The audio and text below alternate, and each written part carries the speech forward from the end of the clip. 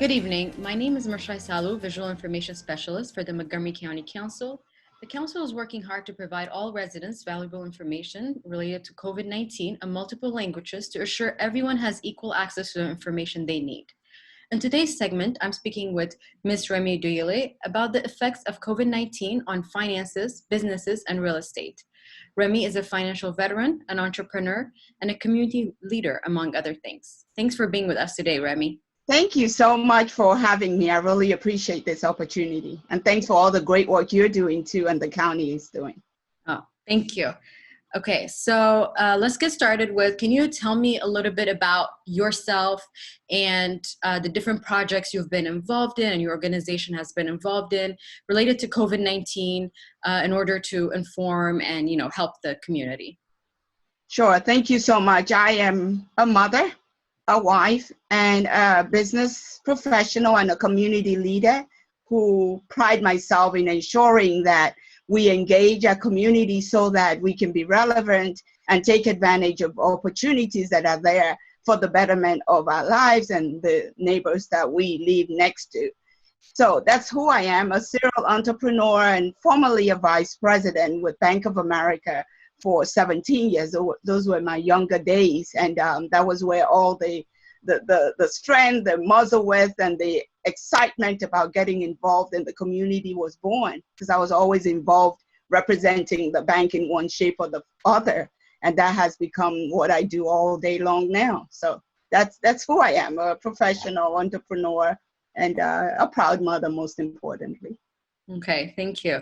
Can you share a little bit with us about, I know you've been involved in a lot of, you've been organizing a lot of projects, involved in a lot of projects related to COVID-19 to, bring awareness to the public, to the community. Can you tell us a little bit about that? Sure. COVID-19, like we would say on some of our shows and our programs, is that it's something that came surprisingly to everyone. It's that one coronavirus is a common enemy to everybody. So for once in a lifetime in the world, the whole world shut down. So we are all resetting. So having said that, I use that to paint a picture of the fact that it's not affecting just an individual person. It's all of us. So if we come together and inform ourselves to understand what is going on and listen to the leaders who know what they're talking about, guiding us, and we follow the instructions, it won't be as bad as it needs to be, because we know we need a cure for it. I won't be the one that will cure it because I'm not medically inclined, but what I know I'm doing. And some of us that are medically inclined are busy doing that. So COVID-19 has really allowed everybody to come together for once in a home. We've been quarantined for over 7 weeks, going to 8 weeks now, and we have all gotten to a point that we're rebounding now. So I tell people, be informed about what's going on. It's an ailment that doesn't have a cure yet, but there are people working tirelessly night and day to find it. So what you and I can do, and all of our listeners, is not to worry, is to follow the instruction, wear your mask, wash your hand, social distancing, follow the instructions, and prayerfully to pray that nothing would come near us. But worrying is not going to cut it. So what we've been doing with Legacy Premier Foundation is informing people physically. In a way, when I say physical, I see this physical. Now, Zoom is the new physical, right? Just letting people know what they need to do and why what is happening is not just them. So there's no need to worry about how to do what you can control. Just do you. What can you do now? What are you going to do the reset time? What are you going to use the reset time to do? Are you going to use it to find solutions to things that maybe were problems that you found the answers to now? You've been home with your kids for 8 weeks or thereabout. You haven't had any fights. There hasn't been any major catastrophe. So that means you've done something well. So we've been informing people to just embrace the new now and to see how can they make the post-COVID-19 even a bang. Okay. And can you share with us where people can find these, tools or informations that you've been putting out? Right.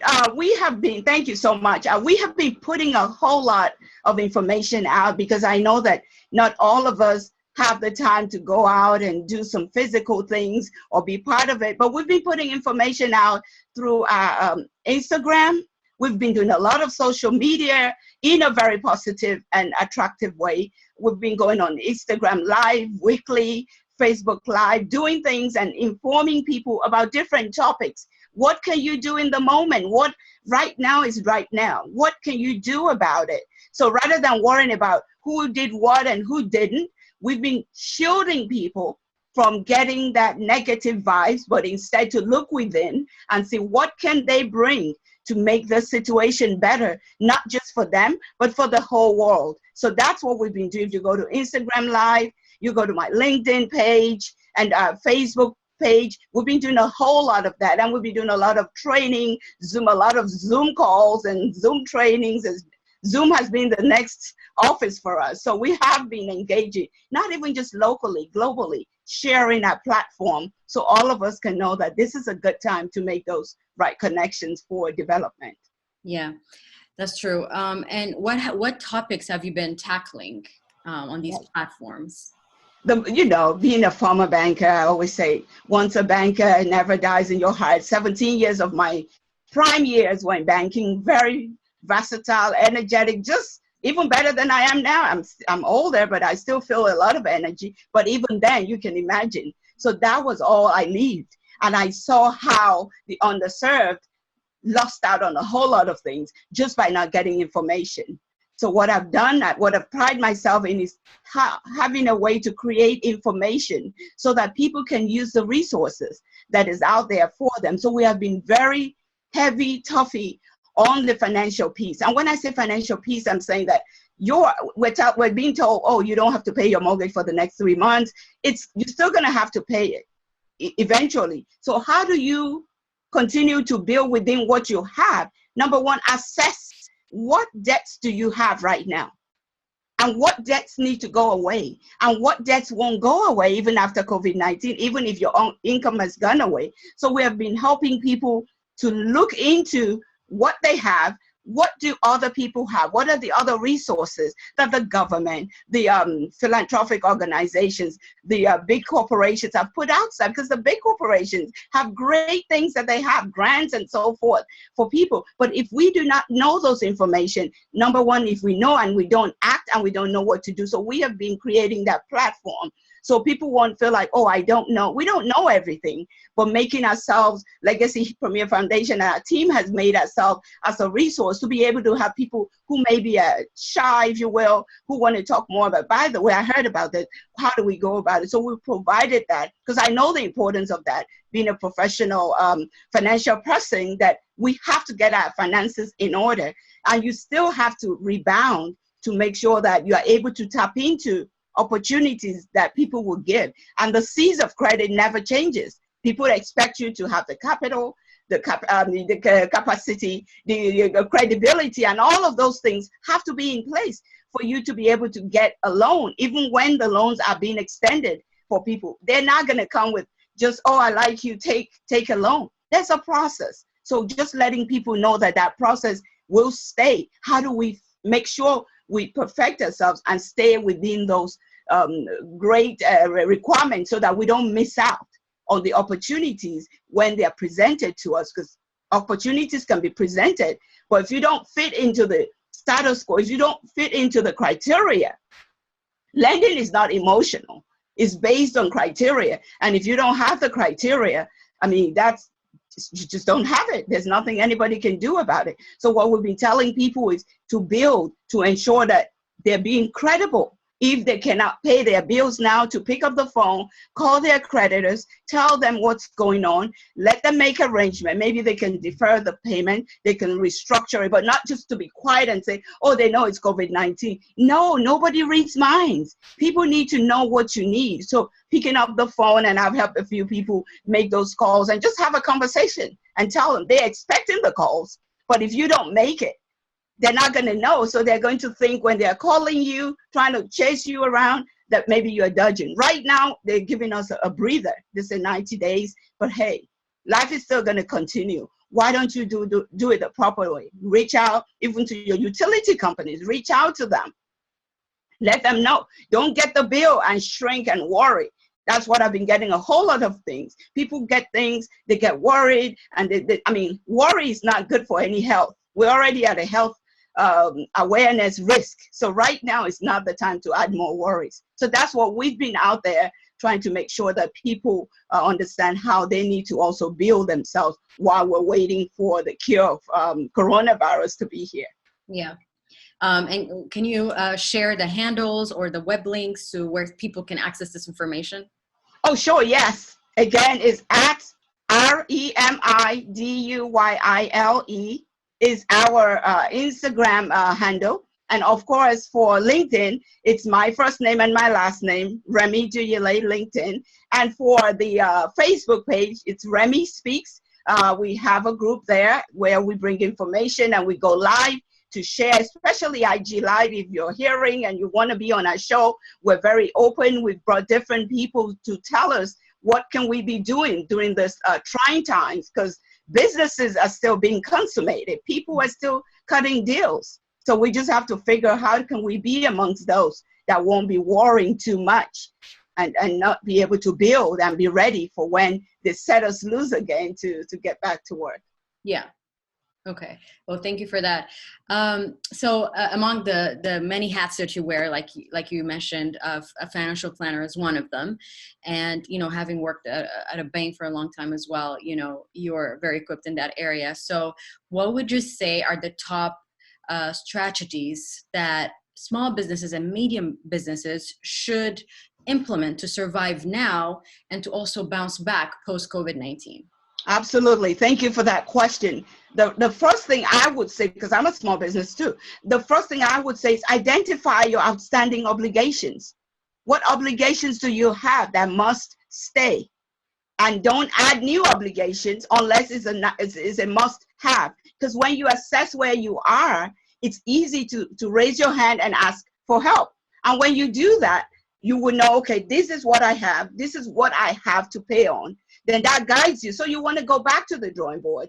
If you've been in an organization that's not, that hasn't had the telework facilities and ability for people to work remotely, find out, can you automate some of your work as a small business? Maybe it's just a matter of getting a laptop to your one single employee, so they have a laptop and they can connect, and you can find a way to have a remote access to work that you do. So right there and then, you don't worry about, you have an uninterrupted service through that.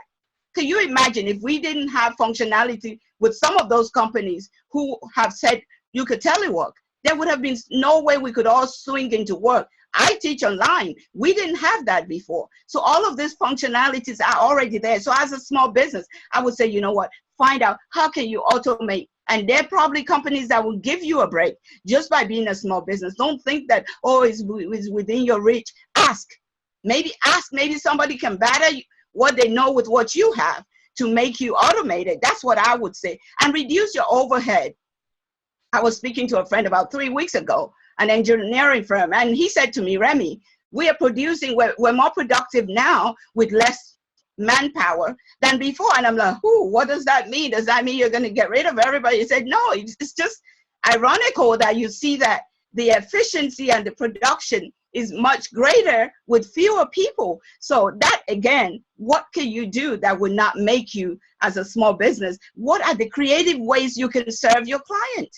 It might be simple, not maybe breaking the bank. It's simple, but it makes their lives easier. Find how to do that. Expand on your healthy network. Your healthy network. When I say healthy, they're healthy and they're on healthy network, meaning network.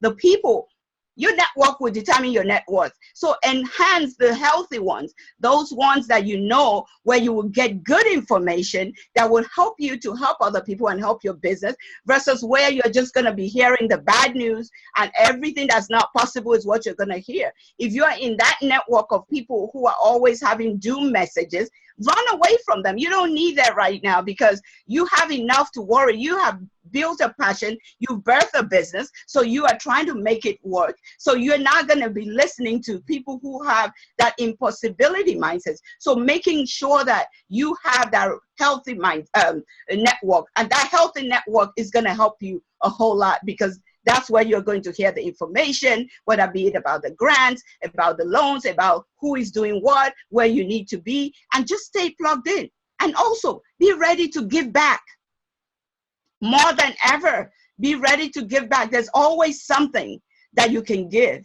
And as you're giving, that's when you will be noticed. And you feel good about the giving. Once you let go, something else will come with it, because they will see what you're doing. I remember when I was in corporate America, I had to digress a little, because I know it works. I've used it everywhere and it works. I used to volunteer a lot on weekends when they're looking for someone to go to a church to open an account. Weekends are usually not funny for people to go do work. But for me, that's when I made my goals. I would go out on a Sunday after church, leave my children home with my husband, go and do outreach to the churches. And by the time I finish, I get my account open. I've met my goals for the week at the branch. So now not only am I meeting my goals, I'm also connecting with decision maker, with community leaders who made me to be able to step into the community when I had left the bank. They still see me as one of them. So if you are a small business, this is the time. Don't worry about what you have lost. I know it's hard, and I can say don't worry about what you have lost. As a mortgage broker, I had a business that I built in the millions went to zero during the meltdown. I didn't know the economy had tanked. So I thought I was young, I can rebuild. So I went into my 401k trying to stabilize my business, and I didn't know it was an economic downturn during the mortgage crisis. So I know but constantly giving would allow you to find yourself and to connect. And that one break is what you need. That one break will help you. And craft your elevator speech as a small business. What do you sell? What are you about? Don't be all over the place. Crystallize it right now than ever. So when you're making those LinkedIn connections and all those great connections, they say, oh, by the way, Remi, what do you do? Get it out. Don't be going all around the place. And for that, that's going to open doors, because doors are opening right now. So small businesses should not feel like they're disadvantaged. I know it's hard to be dwelling on what you have lost, but it's gone. There's nothing we can do, but we can look to a better future and work at a better future by doing it, not just talking about it, but just doing it, little steps here and there. I'm not saying it's going to be easy to forget that, oh, now my restaurant that was bringing millions now can only bring 1,000. I know it's tough. It hurts. But at least one should be thankful that there's still that structure there, and that one is still healthy enough to be able to even think of how can you get it better. So that's all I'm saying. I'm not saying that whatever anyone has suffered is not a big deal. It is. It's a big deal when you work hard and everything just goes. But guess what? We're still alive. There are lives that are no longer here who have served and gone. And we're just saying this not to mimic them, but to be appreciative of the fact that we are still privileged to be alive, and not to worry about all of the other things that maybe is hovering over us. And have a heart of service and give back. When you do that, a lot of ideas will come to you that you would just not be having room to contain. That will be a blessing, and everybody is looking for a solution. Why don't you position yourself as a small business to be that solution provider? Yeah. Well, thank you for sharing that with us, Remi. So like every major industry, the real estate industry has been hit really hard by COVID-19. And so what should we expect? What would you say we should expect post COVID-19, like in the real estate industry? And what should we start thinking about now and doing now? Great. And that's in my lane so much, because I was a broker for over 5 years. I'm married to a real estate agent who has been a real estate agent for 20 something years. So that question, and nieces and nephews who are in that real estate space. So it's a family space for us. But I beg to differ that the real estate market is still going to be historically the best way to go. Number one, the interest rates are at the historical low, even though people say, oh, it's gone to 3.75. When we bought a house, it was almost 2 digits, almost 14%. What is 3%? What is 4%? So for those who can pride in their credit and make sure they are credit worthy, and they have the income, and they also have a need to get a home, I would say it's not stopping. The phones are still ringing. People still want to be able to know how can they qualify. So work on your credit. That's what I was saying earlier. Do not let this COVID saga get you away from your responsibility. If you have an issue, talk to your creditor so that it doesn't go against you. I don't think anything is going against anyone right now, but it's not going to be like this forever. So get into that habit of paying your bills on time, and knowing that if you are ready for that house, there are people who would buy and sell.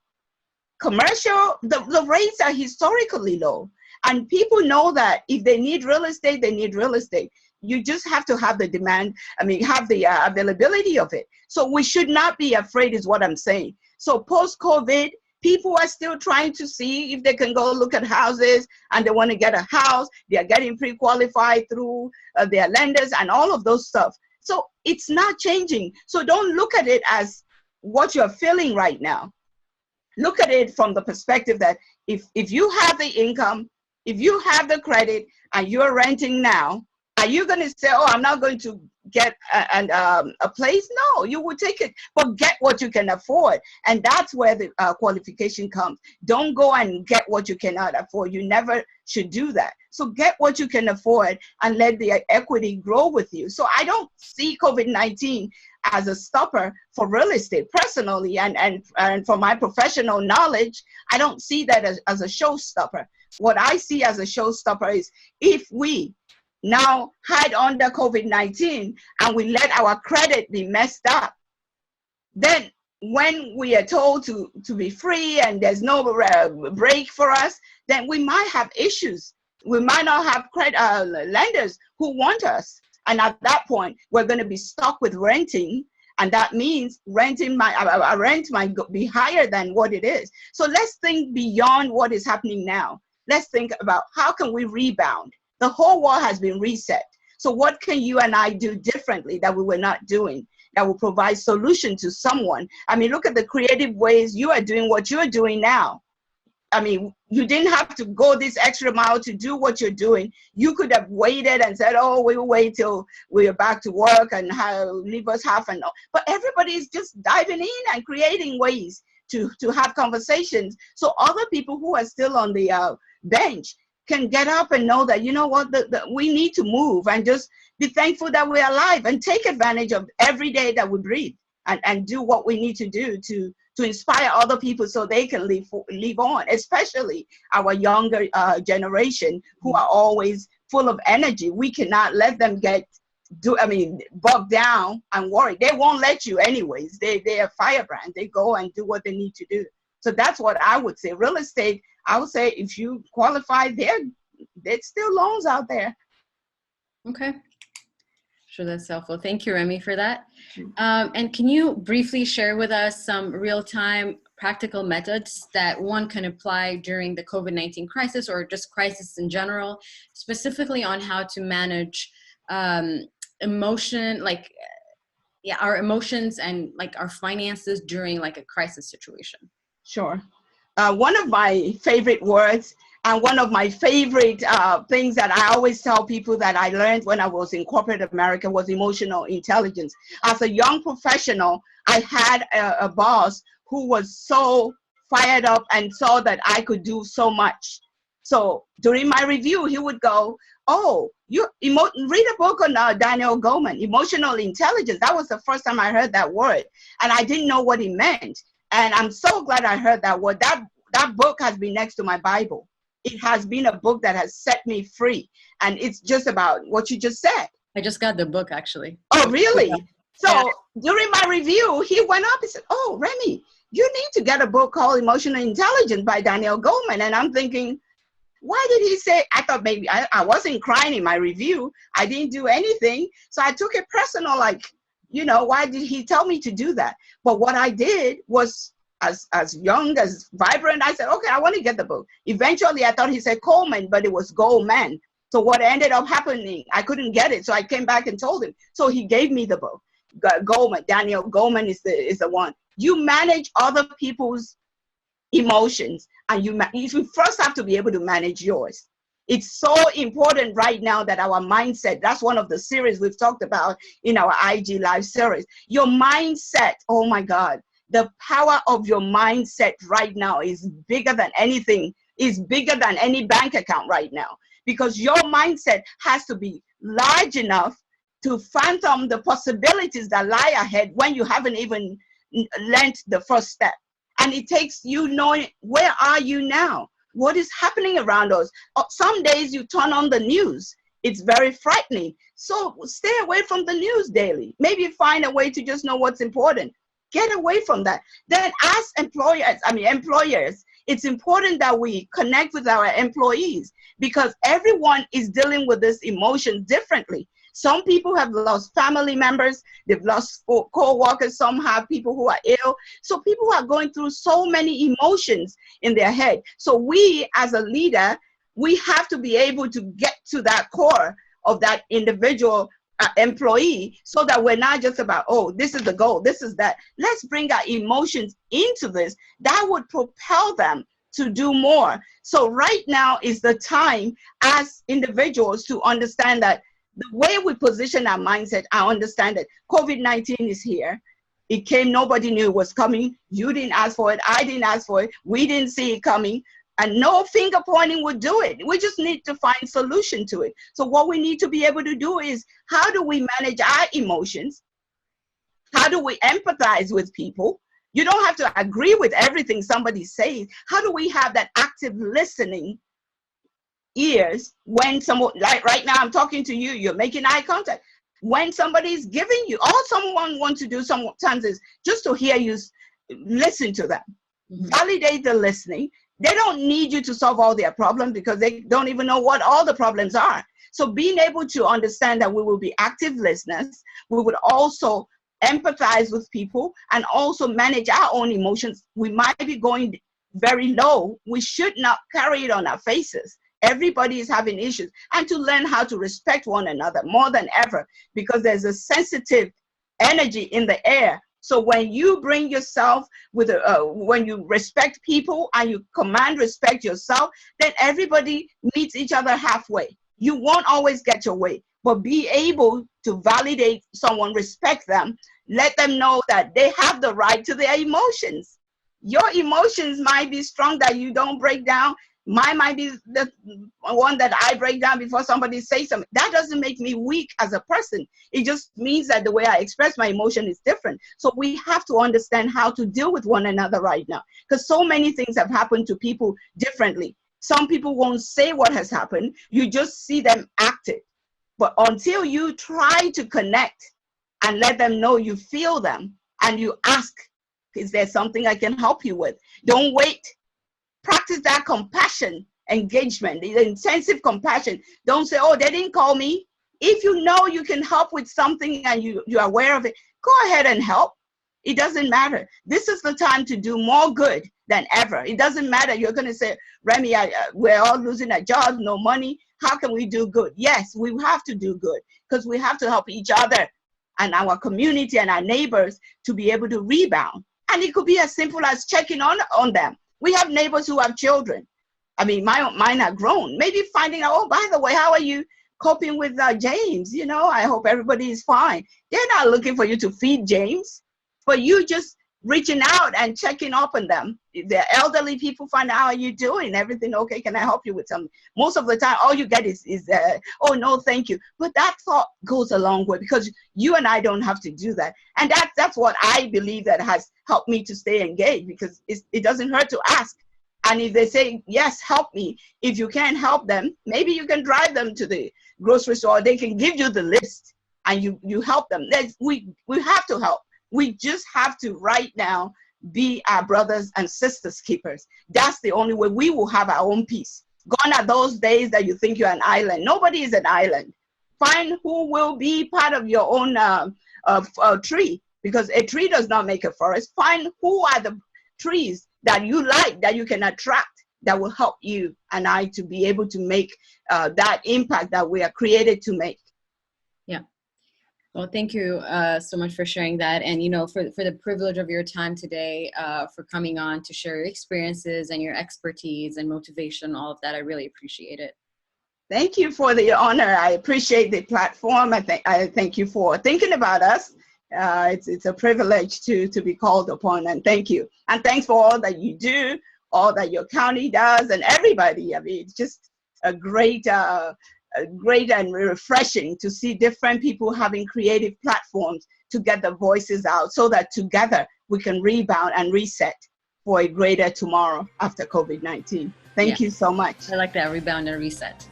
Yes. Yeah. Yes, thank you. So I hope that you enjoyed my discussion with Remi. If you have any questions, feel free to write it down in the comments section of our Facebook page. Thank you for watching and have a great evening.